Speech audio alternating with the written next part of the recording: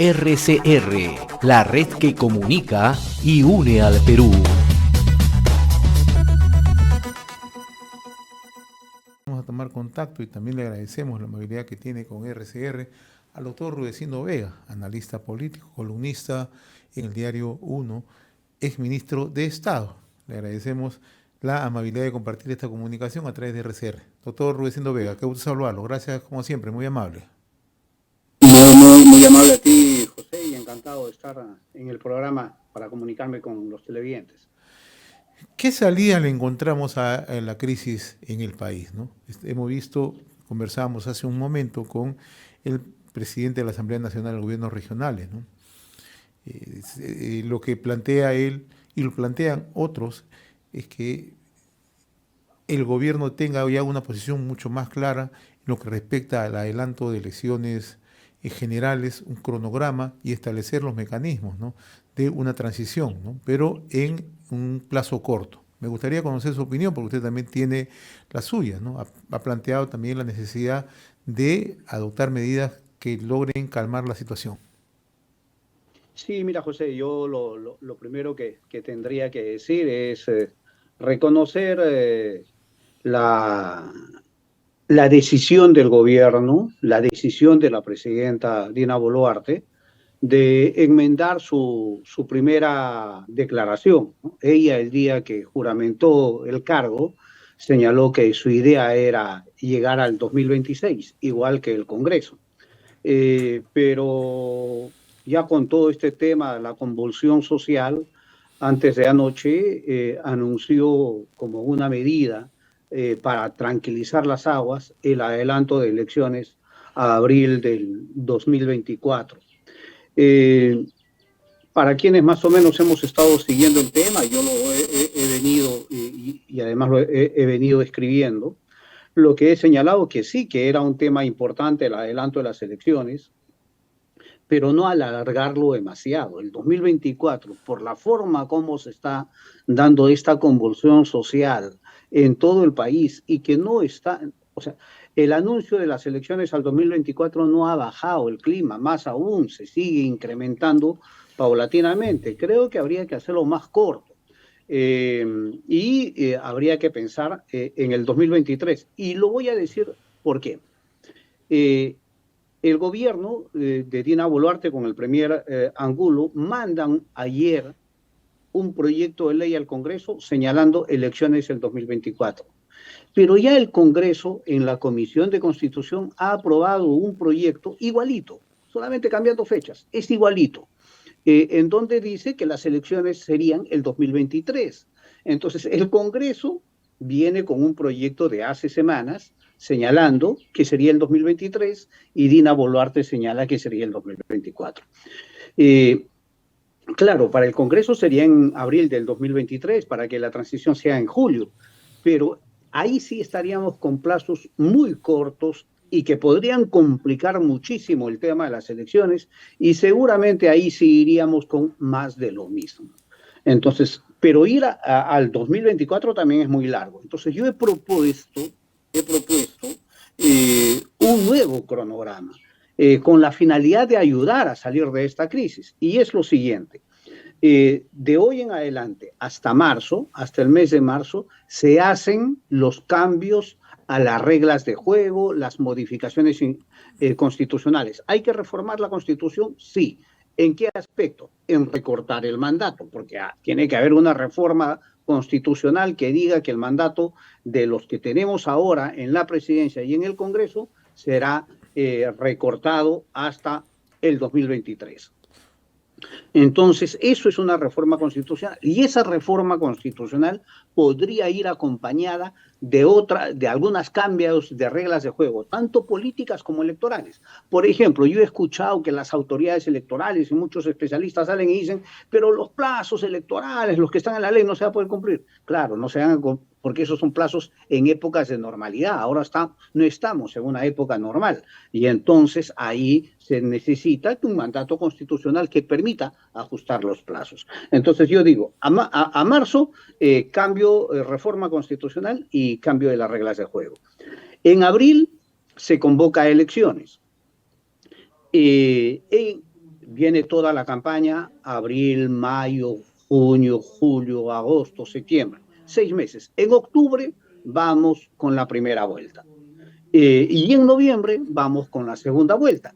Y el 31 de diciembre, cambio de mando. Claro, la gente dice, pero la Constitución dice que el cambio de mando es el 28 de julio de los años de la transmisión. Sí, pues, pero acá lo que se tiene que hacer es, nuevamente, esta enmienda constitucional permitiría hacer ese ajuste también. Creo que con eso podríamos estar ya no apretados como lo tiene el proyecto del Congreso de la República, no alargados como lo tiene la propuesta del Ejecutivo de Dina Boluarte, sino en un plazo mucho más tranquilo, más moderado, que permita organizar bien las elecciones, hacer una buena campaña, permitirnos nuevas reglas de juego para tener mejores autoridades, y creo que eso lo podemos hacer durante todo el 2023. Ahora, lo que usted nos plantea, además, ya exige una decisión de carácter político. En estos momentos, usted ha sido ministro de Estado. En estos momentos, el gobierno está frente a una dificultad, ¿no?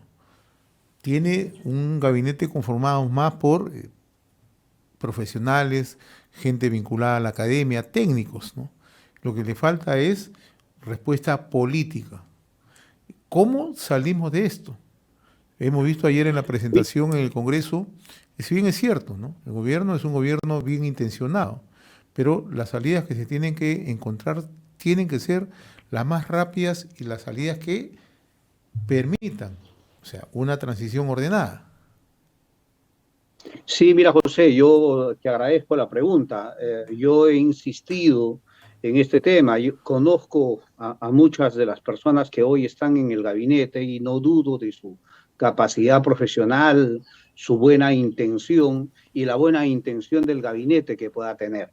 Pero si la conformación misma del gabinete no tiene el peso político para enfrentar políticamente a esta convulsión social que tenemos en el país, entonces hay que hacer ajustes. Mira, hay que darle gobernabilidad.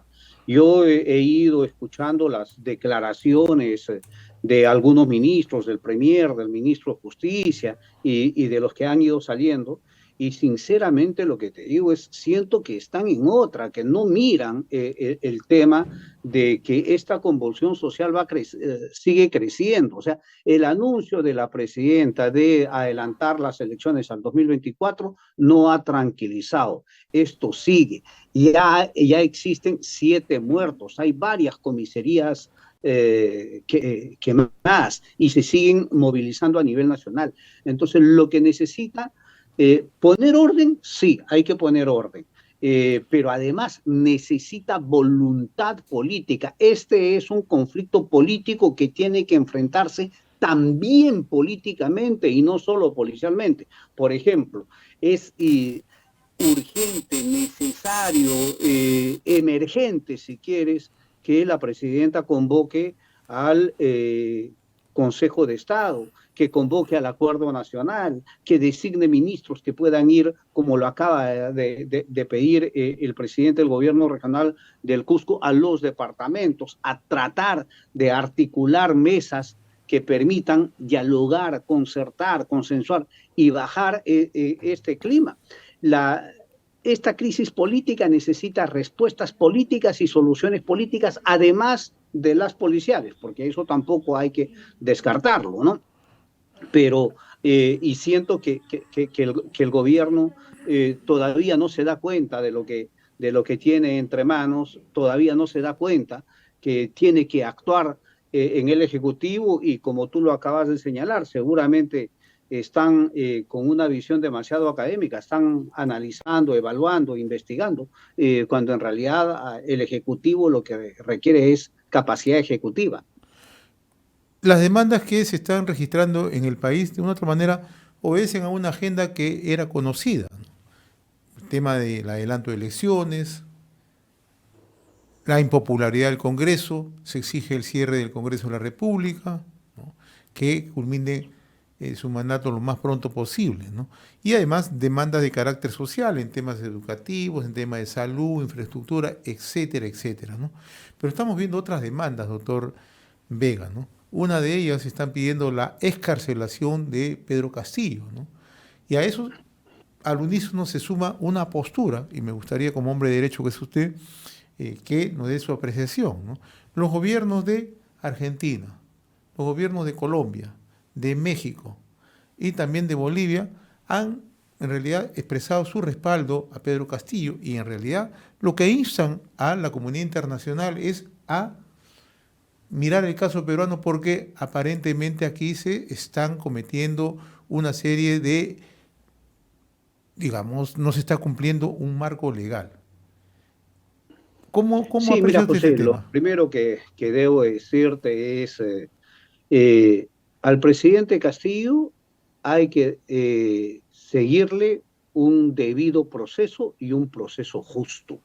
Eso es lo que tiene que hacer. Él, todo lo que ha ocasionado, todo lo que ha hecho él y los que lo han acompañado, tienen que tener un debido proceso y un proceso justo. Pero lo que no podemos permitir es que alguien, o sea, fíjate, han cometido delito en pantalla de la televisión, organizado por ellos mismos, delante de 32 millones de Un peruanos. mensaje a la nación. Y en flagrancia han sido detenidos y ese delito ha sido abortado. Entonces, vamos a decir, irregularidad hay. Y lo que sucede es que hay que darle un debido proceso, y ese debido proceso hay que seguirse, hay que ceñirse, no solamente al presidente Castillo, sino a todos los que le acompañaron en esta estúpida aventura de dar un golpe de Estado contra el país, una tremenda y garrafal metida de pata, y en donde tienen que ser responsables él y los que le acompañaron. Y además decir lo siguiente, decir que cuando los presidentes del extranjero pueden opinar lo que quieran opinar, pero lo que no se puede permitir los peruanos es que haya un intervencionismo. Sé que acá están haciendo un llamado, porque tampoco es que estén interviniendo en la política peruana, están haciendo un llamado de, vamos a decir, de pedir también un debido proceso y respeto a los derechos humanos de Pedro Castillo, y eso me parece bien. Tampoco hay que exagerar más de lo que significa el pronunciamiento y el comunicado de los países, de los presidentes de los países que hace señalado, ¿no? O sea, creo que hay que darle su magnitud, es un pronunciamiento de pedido de respeto a los derechos humanos del presidente, y nada más. Eso no nos hace mella, no afecta a nuestra autonomía, no es intervencionismo como alguna gente quiere exagerar, y hay que darle su dimensión. Debido proceso para Castillo y para todos los que le acompañaron en esta aventura del golpe. Y hay que tomarlo como lo que es llamado los presidentes del extranjero. Doctor Rudecindo Vega, muy agradecido por esta comunicación a través de RCR, Red de Comunicación Regional. Ha sido un gusto conversar con usted, muy amable. Muy amable, José, gracias. Gracias. Conversamos con el doctor Rudecindo Vega, analista en temas políticos, columnista en el diario Uno, exministro de Estado. RCR, la red que comunica y une al Perú.